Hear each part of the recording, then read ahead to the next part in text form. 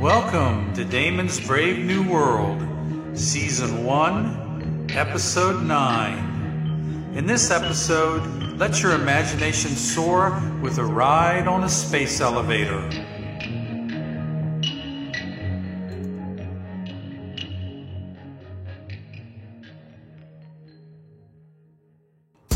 Ladies and gentlemen, welcome to the Millennium 2 Space Elevator.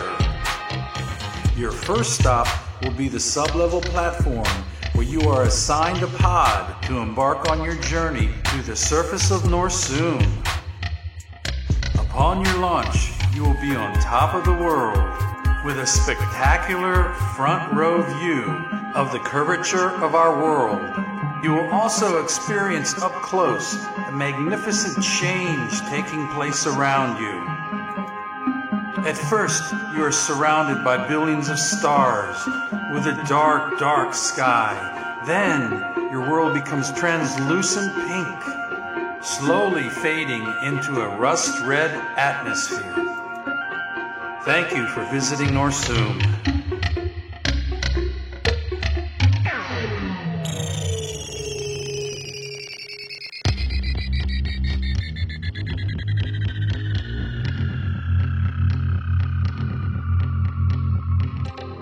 As we began to settle into our seats, I marveled at another alpha wonder that Diankind and Tronic Intelligence had created.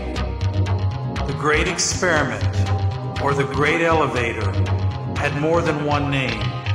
It wasn't even the first space elevator in existence. The first one was built on Diantas about 14 years ago.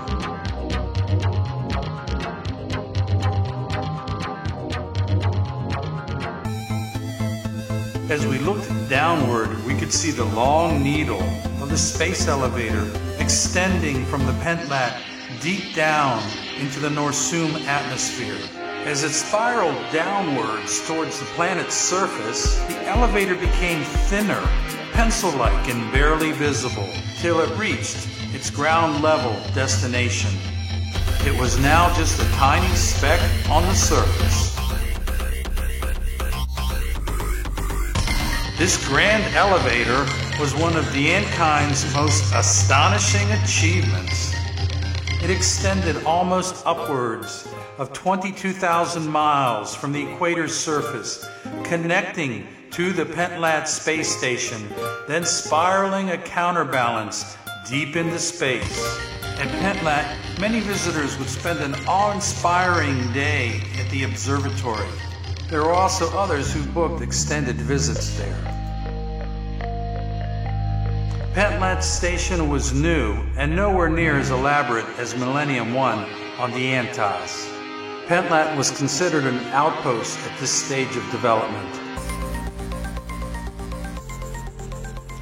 Pentlat was designed primarily for explorers and visitors who wanted to spend extended time on the surface of Norsum, exploring the ancient life that once populated the now arid planet, or the vast canyons and breathtakingly majestic mountains.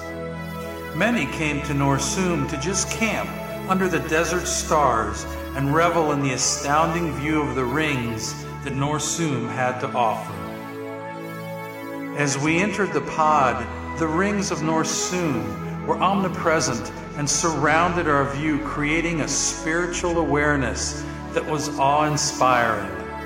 There were 50 seats around the perimeter of the module that were positioned in front of the nanoglass that reached to the floor. This ride was not for the faint of heart. The thrill of the ride made it even more daring and popular. We soon felt a slight pull, then began to feel the Millennium begin to descend.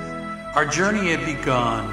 The seats were quite comfortable and offered an unobstructed view. The saucer rotated slowly, so there was a 360-degree view of Norsum, her stellar rings, and her 6 moons. It was a close-up observation of the planet that few people would ever encounter. There was great wonderment and sounds of exclamation and joy all around us as the experience unfolded. Then the voices lapsed almost an unction, into reverent whispers and awestruck stares as we slowly descended to the planet. How can you truly describe having a front row seat to the celestial sight of seeing majestic rings circling a mighty planet? We watched in awe as the many moon children of Norsum traveled right before our eyes, seemingly from all directions. What seemed like an infinite number of minerals and metals mixed in bedrocks of crystalline structures was staring at us from a close distance. With the universe of stars as our backdrop, our spirituality even reached greater heights. It seemed as if the elevator had descended from heaven, taking it with us, and angels gently held us on their shoulders, delivering us majestically to this time and place. It is a memory that is forever etched in our minds. I felt very humbled and blessed to be a part of this. And I was sharing this very special event with the one I loved. An astonishing journey to remember. As we descended further, Norsum herself beckoned hello to us. The features of the planet were becoming visible to us. Her striking mountains and deep canyons of great magnitude were looming below. In excitement, Nina gripped my arm. "Look, Janelle, there's the Abacus Ridge." Indeed it was. I looked at her and smiled knowingly. All her years of study and research had been in a laboratory back home. We were coming to Norsum for a year of research together. The Abacus Ridge, where the first discovered fossils of creatures from the past were found. The Abacus Ridge had once been at the bottom of a great sea.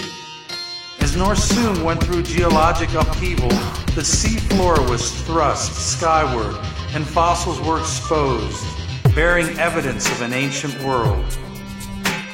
Nina flashed her beautiful smile and gave me a loving kiss as we neared our destination.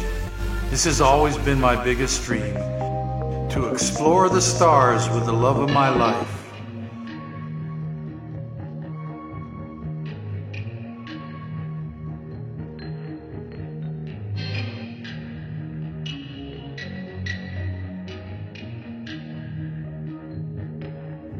Thanks again for listening to Damon's Brave New World.